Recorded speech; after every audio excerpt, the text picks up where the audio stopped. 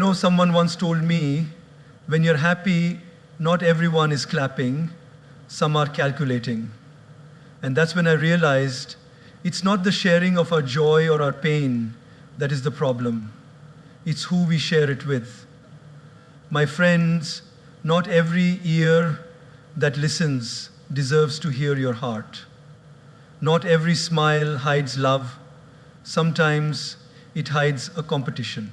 So today, let's talk about something very important. Why you should not share your personal life with everyone. So my dear friends, before you post, before you vent, before you overshare, pause. Not everything needs to be spoken. Not every truth needs to be told. Some parts of you are meant only for God and those few hearts who love you unconditionally. May your privacy be your peace, and may your silence be your strength. In life, we often assume that if someone is close to us, they are also safe for our emotions. We tend to think that anyone who smiles at us or offers a listening ear is automatically a friend or a well-wisher. But the truth is far more complex. People don't always listen to you with the pure intention of understanding. Some people listen just to gather material for gossip. Some listen out of curiosity, not compassion. And some listen just so they can compare your life to theirs and feel better or worse about themselves. The intention behind the listening matters far more than the act of listening itself. Think about it. You had a really good day. Something beautiful happened at work or in your relationship. You're full of joy and you feel like telling someone.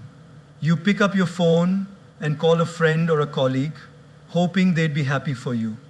But instead of being excited, you hear a forced, "Wow, that's nice," followed by a long silence, or even worse, a change in topic. Why? Because not everyone claps when you win. Some people count, compare, and calculate. You see, people's reactions often have nothing to do with you and everything to do with their own internal battles. Someone who is jealous may pretend to be supportive, but inside they're burning with insecurity. Someone who is competing with you silently may use your vulnerabilities against you. It's like you're handing them a knife, thinking they'll help you cut your cake, but instead they might just use it to cut your confidence. Let me give you a simple example. Imagine you're walking in the rain, holding an umbrella. Someone walks up to you and says, "Can I share your umbrella?" You smile, thinking, "How sweet," and let them in. But moments later, you realize they're not really protecting themselves from the rain. They're just there to poke holes in your umbrella and run away. Now you're left standing in the rain, soaking wet, not because of the storm, but because of misplaced trust. Sharing your personal life is like letting someone inside your umbrella. If they're genuine, they'll walk with you, protect you, and even guide you if you slip. But if their intentions aren't pure, they'll only create leaks and leave when the weather gets worse. In the Bhagavad Gita, Lord Krishna says, "Perform your duty without expecting rewards and stay detached." This also applies to sharing. Share not to gain sympathy or applause. Share only with those who have the emotional maturity to hold your truth without dropping it or displaying it. Many of us make the mistake of thinking emotional connection means emotional safety. But emotional connection without discernment is like leaving your house door open just because someone smiled at you from outside. You wouldn't do that with your home. So why do it with your heart? There's a beautiful old saying, "Don't tell people your plans, show them your results." In the same way, don't open your wounds to everyone hoping they'll offer healing. Some might just stare, some might judge, some might even laugh, and very few will actually help you heal. That's the rare group. That's the circle worth keeping. When you're in pain, when you're confused, when you're unsure, the first instinct is to reach out, to speak, to express. And while that's healthy, it's equally important to ask, is this person capable of understanding the depth of what I'm about to say? If not, you're pouring pure water into a dirty cup. What comes out will not be what you intended. Real maturity is not in how well you speak, but in how wisely you stay silent. Wisdom is knowing when to speak and who deserves your truth. You don't have to fake your life, but you don't have to share every part of it either. Sometimes keeping your peace means keeping your privacy. Let me tell you something I've learned the hard way. People forget your kindness, but they remember your weakness. If you share your struggles with the wrong person, they won't help you. They'll store it. And one day, when life puts you at a higher place, they'll use your past against your present.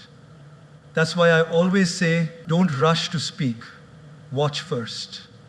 Observe their reaction when you win. Do they celebrate or stay silent? Do they uplift you in your lows or disappear conveniently? Test people not through your words, but through time.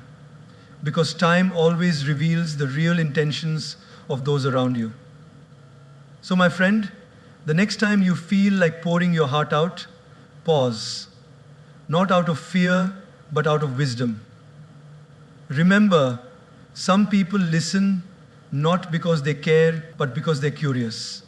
Curiosity is not compassion. Choose your listeners like you choose your inner circle, with care, with caution, and with clarity. Not everyone who listens deserves to hear. Protect your peace, protect your privacy, and most importantly, protect your heart. Silence is not the absence of sound, it is the presence of peace. In a world that constantly pushes us to speak, to post, to update, and to explain, choosing silence is like taking a step back from the noise to find clarity. Silence is powerful.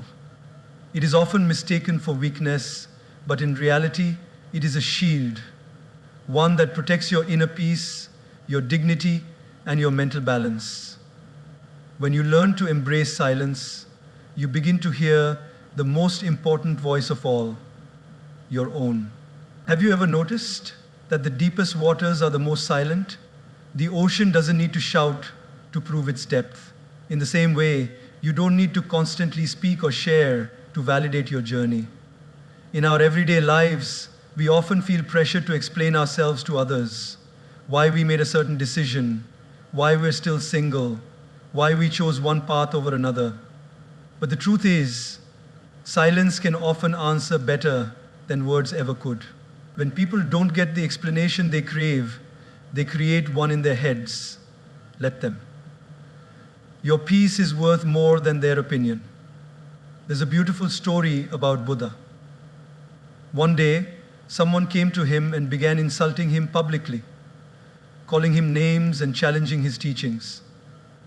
Buddha listened in silence. His disciples were angry and wanted to respond, but Buddha simply smiled. When the man finished, Buddha said, "If someone brings you a gift and you do not accept it, to whom does the gift belong?" The man said, "To the one who brought it." Buddha replied, "Exactly.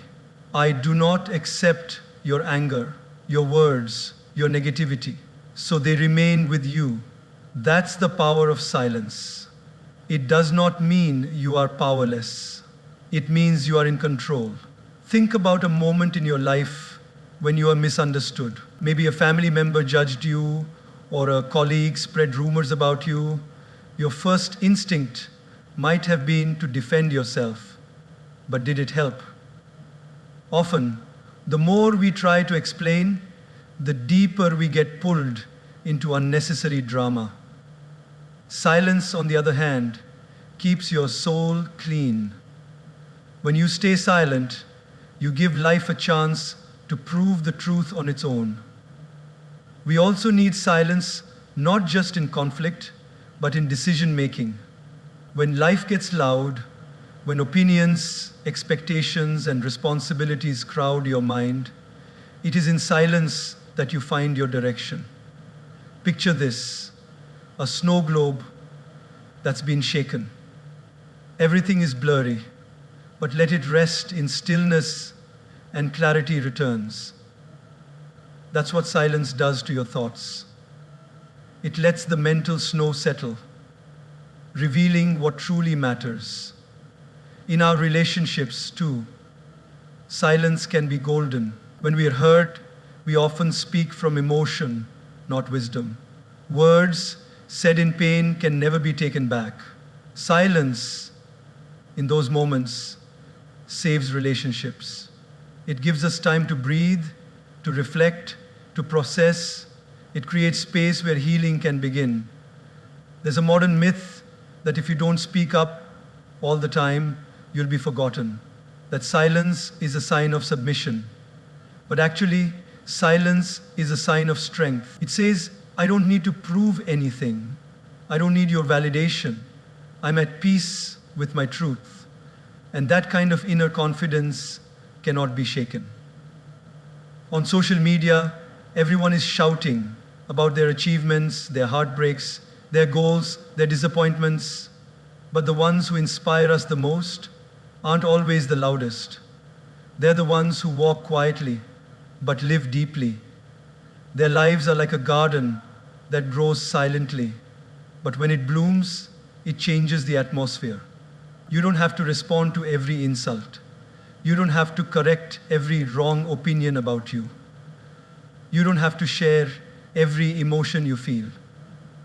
Sometimes, the most powerful move is no move at all.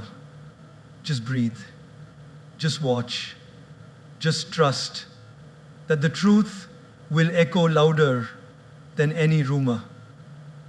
A wise person once said, don't speak unless it improves the silence. Let your actions speak. Let your peace speak. Because what you protect in silence becomes your strength in life. Your calm mind becomes your compass, and your silence becomes your strategy. Silence doesn't mean you're hiding. It means you're healing. It doesn't mean you're retreating. It means you're realigning. In that sacred quiet, your soul gets the space it needs to rise again. Like a seed growing in the dark soil, before it breaks the surface and becomes a tree, your growth often happens in your quietest moments. So the next time you feel the urge to explain yourself, to defend yourself, or to overshare, take a step back. Ask yourself, is this necessary? Or am I just filling the space because I'm uncomfortable with silence? Trust that silence is not empty. It's full of answers. It's full of healing. It's full of grace. When you master the art of silence, you don't just avoid conflict, you rise above it. You don't just protect your peace, you amplify it. And most importantly, you learn to live from the inside out, not the outside in. Let the world shout. Let the noise rise. That is where your real power lives. Trust is one of the most precious gifts you can give someone. And yet, many of us hand it out like candy without ever stopping to consider if the person receiving it has earned it. It's natural. We all want to believe in the good of others. We want to think that because someone smiles at us, spends time with us, or says nice things, they deserve a front row seat to the most personal parts of our life. But here's the truth. Not everyone who walks beside you is meant to walk inside your heart. Think of trust like a bank account. You don't just give your ATM card and PIN code to a stranger, right? Why? Because with that information, they could empty your life savings. Now ask yourself, how often have you handed over the emotional pin code to someone who didn't deserve it. You opened your heart, shared your secrets, expressed your pain, and later found out that your vulnerability became a topic at someone else's dinner table. That's the cost of giving unearned trust. We often confuse familiarity with loyalty. Just because someone has been around us for a long time, we assume they're trustworthy. But time doesn't always reveal loyalty. Behavior does. You may have known someone for 10 years, but if they speak ill of others to you, it's only a matter of time before they speak of you to others. If someone is quick to share other people's personal matters with you, you must understand they're rehearsing the same performance that will soon include you. Let's look at a simple everyday example. Imagine you buy a beautiful, delicate crystal vase, expensive, valuable, and fragile. Would you hand it to just anyone to carry? Or would you first see how carefully they handle things? The same principle applies to your personal life. Your struggles, dreams, relationships, and emotions are delicate parts of you. If someone is careless with other people's stories, why would they be careful with yours? We live in a world where everyone is in a hurry to speak, to share, to connect, but depth doesn't come from, it comes from patience and testing. Just like you don't marry someone after the first date, you shouldn't share your inner world with someone just because they seem nice.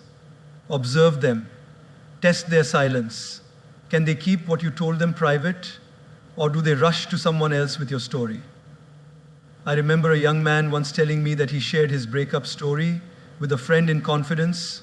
He was emotional, raw, and just needed someone to listen. But 2 days later, he heard his story repeated with dramatic exaggeration in a group setting. He felt betrayed, not just because his secret was shared, but because he trusted someone who wasn't ready to handle it. That's the heartbreak of misplaced trust.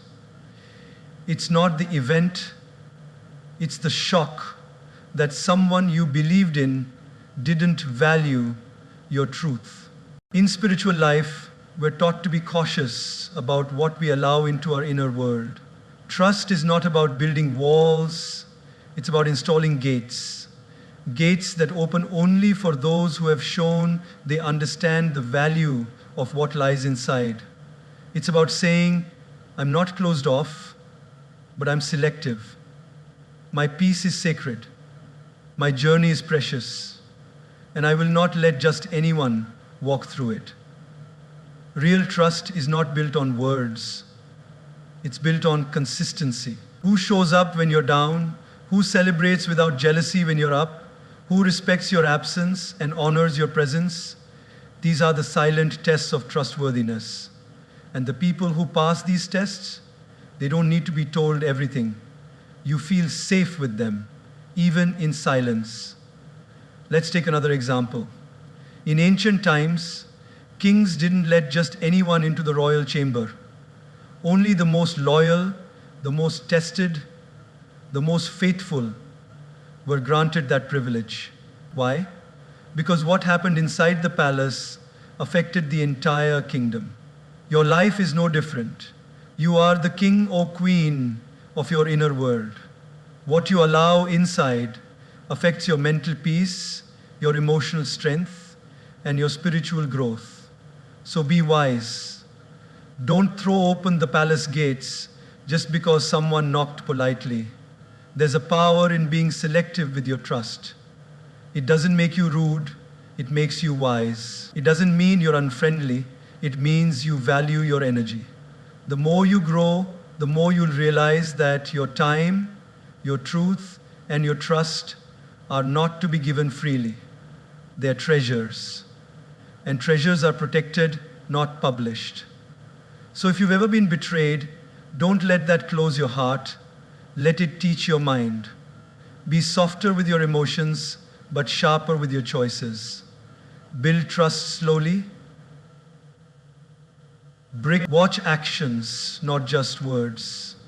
And remember, it's better to have one person you can trust completely than 100 who only pretend to care. In the end, trust is not something you give, it's something others earn. And when someone truly earns it, they won't break it, they'll guard it, they'll honor it. And that, my friend, is when your trust becomes your strength, not your weakness. There's a silent expectation most of us carry that when we speak from the heart, the other person will listen with theirs. That when we open up and express something vulnerable, deep or raw, the person on the receiving end will handle our truth with the same sensitivity and care that we do. But the hard reality is not everyone is equipped to handle the weight of your truth. Some people can barely manage their own emotions, let alone hold space for yours. That's why sharing your personal life with everyone can often lead not to relief, but to regret. Your truth is like a fragile, priceless sculpture, delicate, detailed, and deeply personal. And just as you wouldn't hand that sculpture to someone with clumsy hands, you shouldn't hand over your truth to someone with a careless heart. There are people who will misunderstand your story, not because you didn't explain it well, but because they simply don't have the emotional depth to grasp it. There are people who will misinterpret your vulnerability as weakness or your honesty as drama, because they are too entangled in their own unresolved emotions to truly see you. Think of it like this. If you show a complex piece of art to someone who has never studied or appreciated fine art, they might say, "What is this? I don't get it." But show it to someone who understands its depth, and they will stand in awe, absorbing every color, every stroke, every layer of meaning. Your truth is that piece of art. It requires the right eyes, the right heart, the right mind to understand and appreciate it. Let me share a simple daily life example. Imagine a young woman who has gone through a traumatic relationship. She trusted someone, gave her best, and ended up broken. After months of healing, she decides to share her story with a friend, expecting support and understanding. But instead of comfort, the friend says, "Maybe you're just too emotional," or "You should have seen it coming." At that moment, the woman feels not only hurt, but also foolish for opening up. What happened? The friend wasn't bad, just unequipped. She lacked the emotional tools to deal with someone else's pain.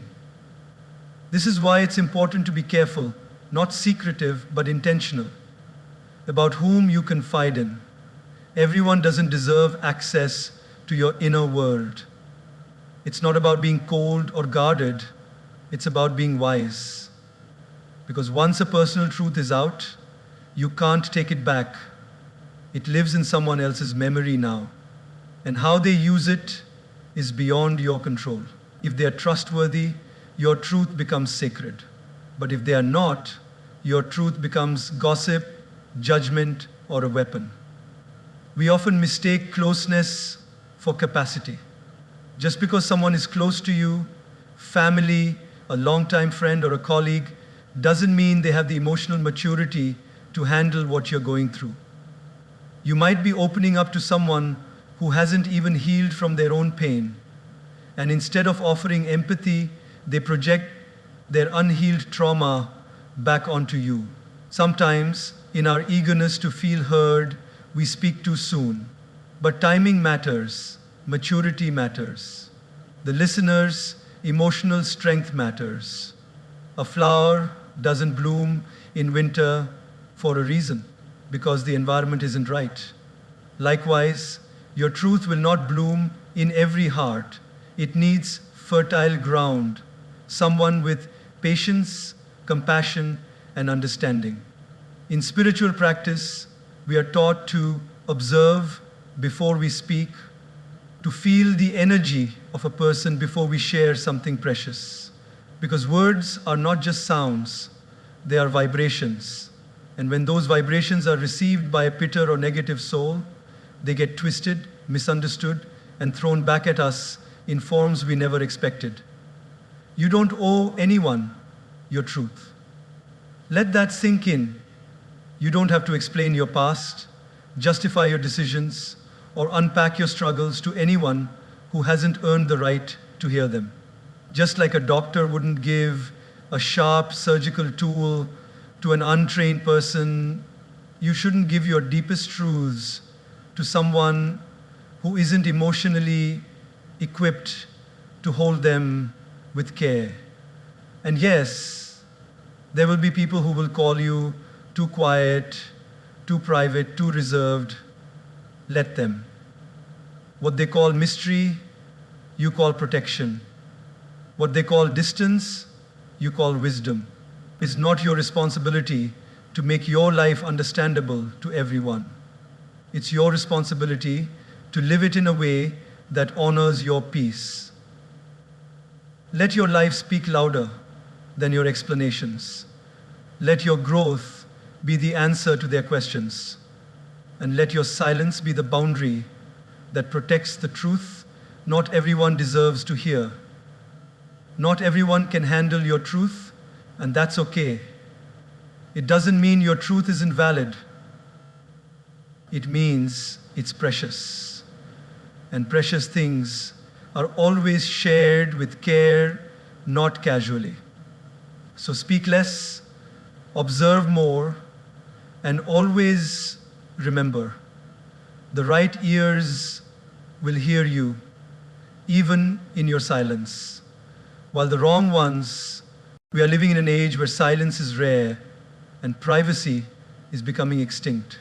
The moment something happens in our lives, whether it's good, bad, heartbreaking, or beautiful, our first instinct is to reach for our phones, open our social media apps and post a photo, a status, a story, a video, as if validation from the digital world is what makes our experiences real.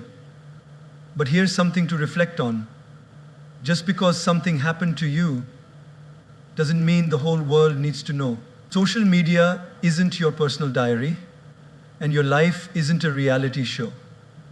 Some chapters are meant to be lived, not shared. Let's look at a simple example. Imagine a woman going through a painful breakup. In her emotional state, she starts posting cryptic quotes, emotional stories, and photos that reflect her pain. She receives likes, comments, and virtual hugs. For a moment, it feels comforting, but slowly that comfort turns into discomfort. People start gossiping, some start judging, others begin to pity her. What began as a search for healing turns into a stage for spectators. That's the danger of treating social media as your therapist. It's not designed to heal you, it's designed to expose you. Your personal life, your struggles, your dreams, your relationships is sacred.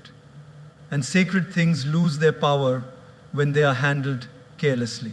When you share everything online, you open yourself to interpretation, misjudgment, and sometimes even mockery. Not because people are bad, but because not everyone understands your journey. Not everyone claps when you win. Some people scroll past your joy with envy in their hearts and smiles on their faces. And some wait patiently, silently for your downfall, just to say, I knew it wouldn't last. The truth is, the more people know about your private life, the more power they have to manipulate your emotions. That's why the strongest people often look like mysteries. They aren't hiding, they're protecting. They're choosing peace over attention, wisdom over noise. And that's not being secretive, that's being selective. We often post online hoping for connection. We want to feel seen, heard, and understood. But social media isn't the right place to meet those needs.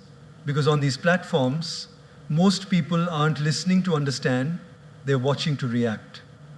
You may pour out your heart in a heartfelt post, and someone will simply double tap it while scrolling past. And that's the thing, we've started confusing digital responses with real emotional support. A like is not love. A comment is not care. A view is not validation. There's another side to this too. When we constantly share our highs, we set ourselves up for silent pressure. Say you post a picture with your partner every other day, showing the world your happiness. But when things start falling apart, you feel like you can't stop posting because people might start asking questions. So you keep the illusion alive, smiling outside while crumbling inside. Why? Because you've already made your relationship public property. And now you feel obligated to perform for the audience you created. That's not freedom. That's a prison built by your own hands. There's power in privacy. There's dignity in discretion. You can celebrate without announcing. You can grieve without broadcasting. You can grow without documenting every step. The most meaningful parts of your life are often the ones no one sees. The late night tears, the silent prayers, the breakthroughs that came after months of pain. These moments shape you more than any selfie or story ever could. Think of the people you admire most, not the ones who post the most, but the ones who move in silence, who live deeply, who speak with wisdom. These are people who understand that not everything deserves an audience, that real strength is built in the quiet moments, not in the loud updates, that what the world doesn't see is often more valuable than what it does. There's nothing wrong with sharing your life, but ask yourself, why am I sharing this? Is it for connection, attention, approval, or habit?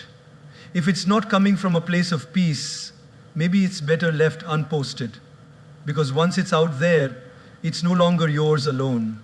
It belongs to public memory, and public opinion is not always kind. So the next time your fingers hover over the share button, pause, breathe, reflect. Some things are more beautiful when kept between you and God. Some victories feel better when celebrated in private, and some wounds heal faster when treated in silence, away from the spotlight. Your story is sacred. Don't trade its power for temporary attention. Let your life speak in real moments, not just curated posts. Is that at the end of the day, peace is greater than popularity. And wisdom, it's knowing what to keep, what to share, and what to simply live without explanation.